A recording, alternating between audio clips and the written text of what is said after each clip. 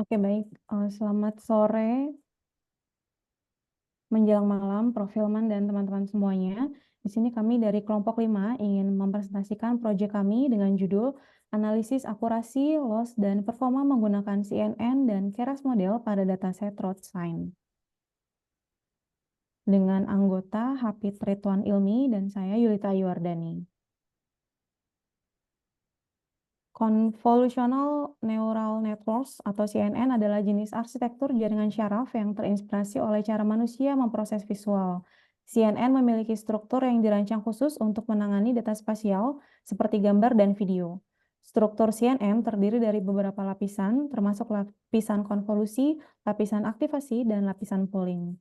Di mana lapisan konvolusi bertanggung jawab untuk mengekstrak fitur-fitur penting dari data input seperti tepi, tekstur, atau pola yang lebih kompleks. Konvolusi dilakukan dengan menerapkan filter pada gambar input untuk menghasilkan peta fitur. Kemudian lapisan aktivasi, setelah konvolusi dilakukan, fungsi aktivasi seperti ReLU sering diterapkan untuk memperkenalkan non-linearitas ke dalam jaringan. Ini membantu jaringan untuk belajar pemetaan yang lebih kompleks antara input dan output. Kemudian lapisan pooling berfungsi untuk mengurangi dimensi spasial dari peta fitur dengan mempertahankan informasi penting. Kemudian ini adalah dataset kami, dataset Road Sign Recognition, di mana pengenalan rambu lalu lintas tetap menjadi komponen penting dalam sistem mengemudi, dan kumpulan data seperti ini memainkan peran penting dalam memajukan bidang AI. Kumpulan data pengenalan rambu jalan terdiri dari 2.226 gambar rambu jalan beserta antonasi yang sesuai. Kumpulan data terdiri dari 3 folder utama, yaitu Taste, Train, dan Valid. Masing-masing folder ini berisi 2 subfolder, yaitu gambar dan label. Kemudian kami melakukan, pertama-tama kami melakukan pre-processing, yaitu pertama mapping file, di mana kami melakukan penghapusan nama file dengan logic split, yaitu dash dan underscore, dan mengambil kalimat pertamanya. Contoh 0_996.32.jpg menjadi 0, dan mengelompokkan menjadi key object 0 di speed limit 20 dan seterusnya. Kemudian kami melakukan resizing, dilakukan untuk menyesuaikan ukuran gambar menjadi ukuran 96 kali 96. Kemudian juga kami melakukan konversi warna gambar yang dikonversi menjadi warna RGB. Dan juga normalisasi dilakukan untuk mengubah rentang nilai piksel gambar menjadi rentang yang lebih kecil atau terstandarisasi. Kemudian ini adalah pre-processing dari dataset kami yang akan dijelaskan oleh Mas Hafid. Silakan, Mas. Baik, terima kasih Mbak Yulita. Saya akan menjelaskan tentang pre-processing datasetnya sebelum dan nanti sesudah menggunakan pre-processing. Yang pertama itu kita dari keseluruhan file dari file gambar dan file label itu kita um, menggunakan logic split untuk memotong bagian terdepannya. Seperti misalnya tadi yang telah disebutkan oleh Mbak Yulita 0, sekian sekian sekian underscore gitu 0 underscore sekian sekian berapa terus .jpg, kita mengambil angka depannya dengan logic split yang berdasarkan dash atau underscore. Jadi kita dapat mengkelompokkannya menjadi kelas ini menjadi 0, 14, 1, 2 dan seterusnya sampai dengan screenshot. Kita terus melihat gambarnya sesuai dengan file yang kita tuju. Misalnya 0 itu menunjukkan pada file gambar apa. Kayak misalnya di 0 itu kita melihat bahwa menunjukkan pada speed limit 220, 14 stop, dan 1 speed limit 30, 2 speed limit 50, 3 speed limit 60, 4 speed 70 dan seterusnya. Cuman di sini ada duplikasi antara file di awal dengan huruf 14 dan juga di awal dengan huruf screenshot, yaitu duplikasinya berupa image sign berupa image stop. Dan kemunculan dari keseluruhan gambar atau dari keseluruhan gambar itu ada 2.226 gambar. Selanjutnya, Mbak Yulita, lanjut slide.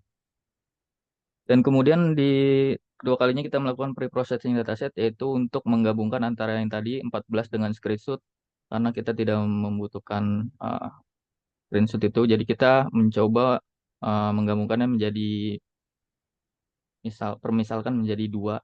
Dan nanti kita digabung antara yang tadi 14 dengan screenshot dan menjadi angkanya 261 kali gambar tersebut ada di folder tersebut. Kemudian selanjutnya Mbak Yulita. Pertama kita dalam menggunakan atau melatih melatih dataset kita road sign recognition. Pertama itu kita menggunakan CNN dengan konfigurasi berbeda yang menggunakan optimizer SGD.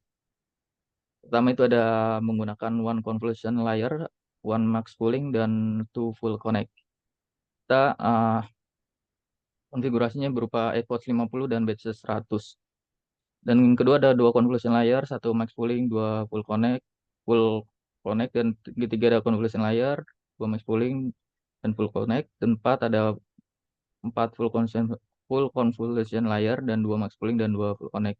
Untuk nilai yang kita cari itu berupa akurasi, loss, fall akurasi atau validation akurasi, terus ada juga validation loss dan all time execute akurasi tersebut ya berupa keakurasian uh, dari data yang kita train, dan lossnya itu berupa berapa data yang kemungkinan loss atau itu. File akurasi itu mengacu dari validation akurasi, yaitu mengacu dari akurasinya, dan file loss atau validation loss itu juga mengacu pada berapa banyak data yang loss atau yang terus ada juga while time execute itu berupa waktu kita merunning atau waktu kita pelatihan itu menghabiskan berapa banyak waktu. Di di konfigurasi pertama kita yang menggunakan optimizer SGD itu bahwa kita mendapatkan nilai terbaiknya di one convolution layer, satu max pooling, dan two FC. Karena memiliki akurasi yang paling tinggi di 0,2942 dan nilai lossnya yang paling rendah di 19884.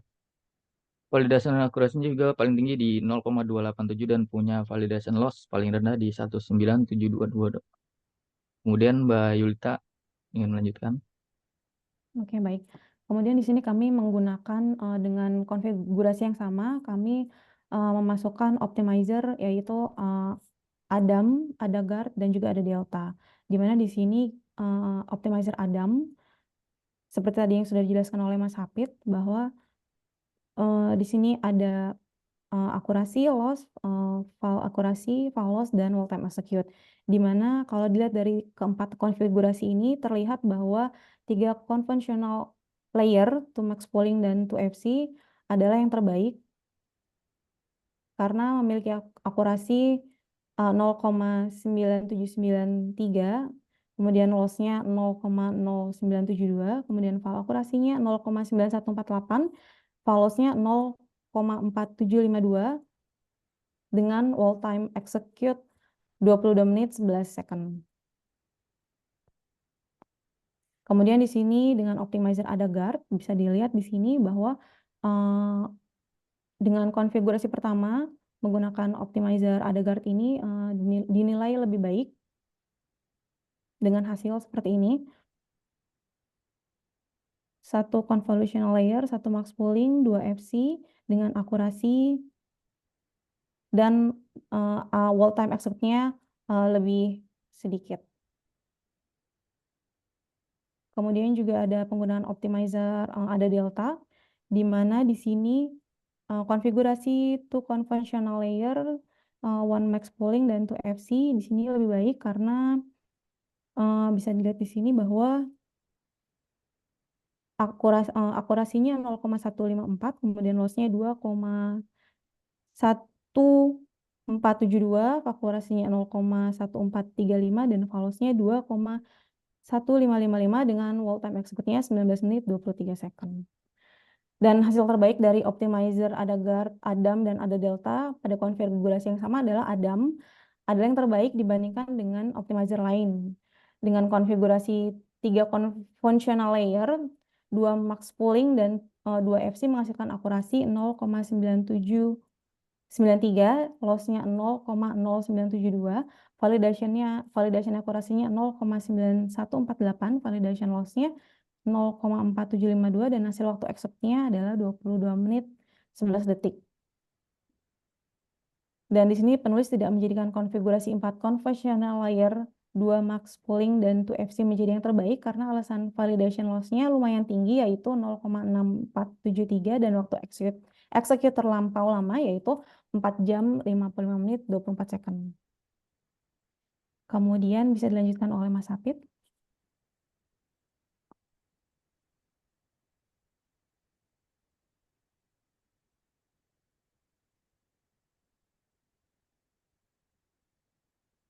Nggak ada suaranya, Mas. Kemudian kita menambahkan dropout 20% dan 50% pada fully connect layer dari konfigurasi CNN terbaik, di mana kita telah mengetahui bahwa sebelumnya kita dapat menyimpulkan bahwa yang terbaik itu di optimizer Adam dan penggunaan konfigurasi T-convolution layer, to max pooling, dan to full connect. Uh, di mana kita menambahkan dropout ini di layer kedua dan juga di layer terakhir ketiga. Jadi 1, 2, terus kita tambahkan dropout 20%, terus kita latih lagi di konvolusi ketiga, terus kita dropout lagi di 0,5%, terus kita dapat mengetahui hasilnya berupa seperti tabel pada bagian ini. Jadi yang terbaik menurut datanya itu ada di 3 konvolusi layer, 2 max pooling, 2 full connect tanpa memakai dropout. Karena ketika kita memakai dropout itu nilai dari akurasi itu malah berturun, terus juga loss-nya itu malah naik, terus berikut juga value akurasinya itu malah turun juga dan value loss-nya itu malah makin naik. Serta wall time execute-nya juga lebih besar dibandingkan sebelum dropout. Jadi secara kesimpulan kita lebih baik tanpa menggunakan dropout karena mungkin ketika kita melakukan penambahan dropout 20% di layar kedua dan 50% di layar ketiga mungkin menyebabkan overfitting yang berlebihan dan menyebabkan performanya lebih buruk dibandingkan sebelum melakukan dropout. Lanjutnya, Mbak. Oke, selanjutnya kita coba menggunakan untuk penggunaan model keras, yaitu ada 3 model yang kita gunakan, ada ResNet 50, Exception, dan Efficient Net BO. Net B0, sorry.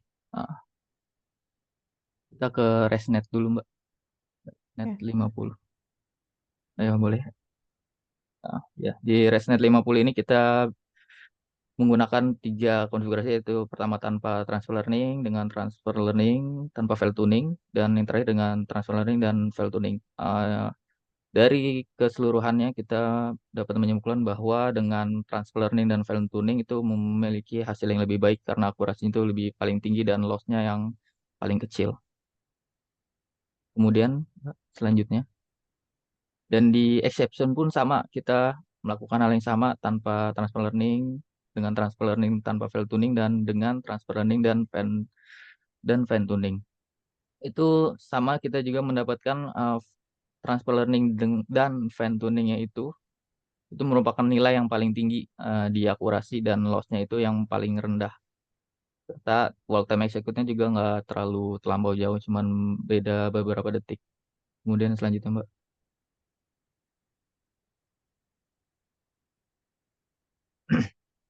Dan kemudian di efisiennya net B0 itu ada akurasi yang tertinggi itu dipegang sama dengan metode keras yang lainnya, yaitu dengan transfer learning dan fine tuningnya.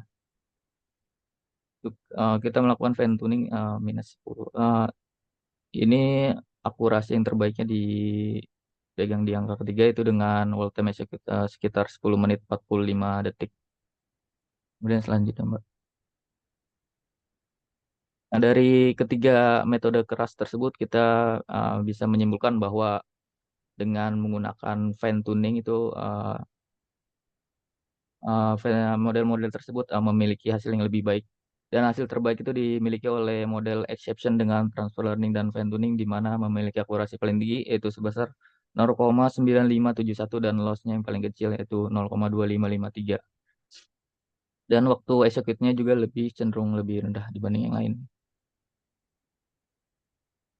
Kesimpulannya dari hasil penelitian dan uji coba kami, uh, bahwa kami mengurutkan menjadi 3 yang terbaik sebagai berikut ini. Yang pertama ada konfigurasi, yaitu dengan 3 convolution layer dan 2 max pooling sebelum dilakukannya dropout dan juga yang setelah dilakukan dropout, dan kemudian juga ada dengan transfer learning dan dengan menggunakan fine tuning model exception.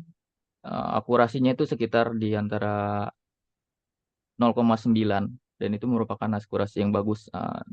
Namun untuk akurasi yang tertingginya itu dimiliki oleh yang sebelum melakukan dropout 20 dan 50% dengan menggunakan optimizer Adam. Dan dari wall time execute-nya pun paling kecil dibanding yang lainnya. Dengan demikian, presentasi ini kita telah sampaikan dengan hasil dan uji coba yang telah kita lakukan. Mungkin ada penambahan dari Mbak Yulita. Cukup dengan kesimpulan yang sudah tertera di PowerPoint. Demikian presentasi kami dari kelompok 5. Terima kasih kepada Prof. Helma juga teman-teman semuanya. Kami membuka open Q&A di pertemuan yang akan datang. Kami dari kelompok 5 mengucapkan terima kasih dan wassalamualaikum warahmatullahi wabarakatuh. Boleh, Pak.